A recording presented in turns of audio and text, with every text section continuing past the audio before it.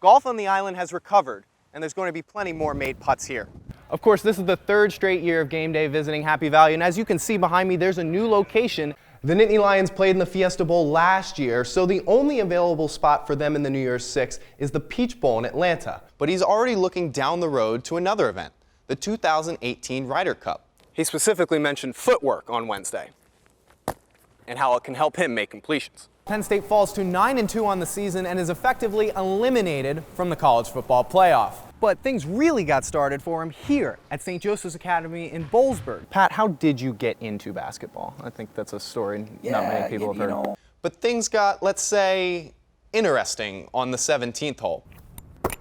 But a boost may be the addition of freshman guard Miles Dredd. What do lemons and citrus fruit have to do with Penn State's bowl destination?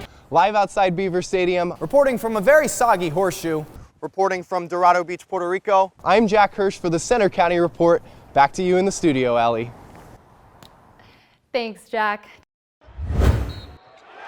College basketball has its stars, and then it has the guys that keep their teams together. You know, every team, every team needs a glue guy. That's what you need. That's kind of what I pride myself on. Stephen Beatty is a senior, but this season will be his first and only on Penn State's roster. He spent 3 years as a practice squad player before being added to the Division I roster this past October. Beatty now plays his games at the Bryce Jordan Center, but things really got started for him here at St. Joseph's Academy in Boalsburg, just 5 miles down the road.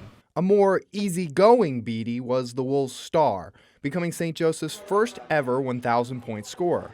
Job explode, explode. Rich Seinbody, Beatty's coach from 7th grade through high school, has seen a change in him. He must have flipped a switch somewhere in the last couple years because he's definitely got that serious tone about him now. He still has fun on the court, but he's also now more focused on being a team player. In my high school days, it was, plays were drawn up for me. I watch him on the bench now for Penn State, and he's just going crazy every time one of those guys makes a great play. So I see it as more of like he's interested in seeing his teammates succeed, and that's a big deal. When Beatty finally got a tryout for a roster spot, he knew he didn't have to be a star player. His modesty was rewarded. Coach Chambers told us, everyone in the circle is like, for this year we're going to bring in Stephen Beatty. He's going to be a walk-on. Everyone went crazy, They mauled him. They tackled him. They put him on his shoulders. They were throwing him up and down.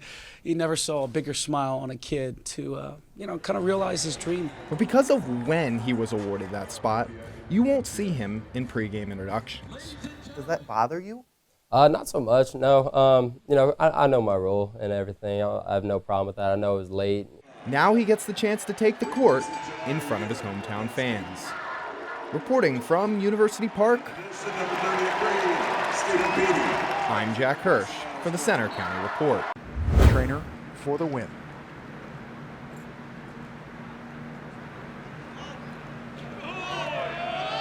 Martin Trainer, Puerto Rico is yours. Martin Trainer's winning putt at the 2019 Puerto Rico Open capped 2 remarkable comeback stories. Trainer was a fitting champion, coming out of nowhere to become a PGA Tour winner in just 11 months. But the story of this year's Puerto Rico Open was just as remarkable. In September 2017, Puerto Rico was ravaged by back-to-back major hurricanes in just under 2 weeks. I heard cars tipping over, I heard just glass break, and it was just crazy. That's Max Alvario, a former professional golfer who is now one of the island's top amateurs, winning the Puerto Rican Golf Association's Island Championship 5 times. My whole building started to shake, my bed was shaking, there was water getting into my apartment. I went into my bathroom and just put another door there and just wrote it out in my shower.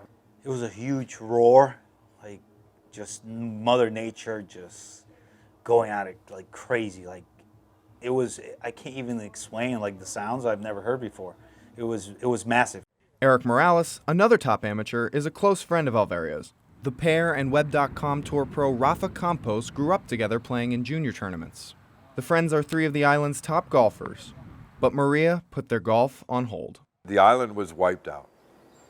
There's no doubt. And we have, and again, if you can see in the background, the mountains now are green. And you can see houses here and there, but after the storm, there was nothing. There was not a leaf on a tree. There was not anything to stop vision or views. You can see clear across, so you can see the towers in San Juan from here. Morales wanted to keep playing golf. In January 2018, just 4 months after the devastation, he competed in the Latin America Amateur Championship, one of the biggest amateur tournaments in the world. They're going to talk about this guy's from Puerto Rico, and they're going to talk about Puerto Rico, and they're going to learn of what happened with Maria and how we're doing. Morales wasn't alone. Maria Torres, an amateur at the time looking to qualify for the LPGA Tour, lost power at home and her local golf course during the storm. In spite of that, Torres managed to grab the final LPGA Tour card for the 2018 season. The first Puerto Rican woman to do so. She's an inspiration, and I keep looking forward to her winning a tournament at LPGA. And Rafa also. Rafa's going to win the PGA Tour, I can tell you that right now. Campos was not in Puerto Rico during the hurricane and did not return until the golf courses were playable. He, Morales, and Torres played with the weight of the island on their shoulders. Courses were so bad there that the island would not be able to host the Puerto Rico Open in February. But that didn't deter recovery efforts. A key event was the Puerto Rico charity that we hosted. We wanted to let the world know that we were open. The PGA Tour and the Puerto Rico Tourism Company partnered to host that event. 20 pros, including Campos and Torres, played and raised over $500,000 for relief efforts. We kept the tradition of the Puerto Rico Open going, the history. We wanted to make sure that people understood and knew that we were going to have the Puerto Rico Open afterwards. Fast forward to this season, Campos is in good shape to earn his PGA Tour card after winning on the Web.com Tour. Especially after Maria, just because I want to give hope. I actually put the name of Puerto Rico as big as I can in a wider and bigger scale. He also played in the first Puerto Rico Open since the storm in February and finished 49th. Campos is the only player to play in all 11 editions of the event. His close friend, Alvario, having since left and returned to the island after the storm, also teed it up. We won't give up, man. Yeah, we love this island too much.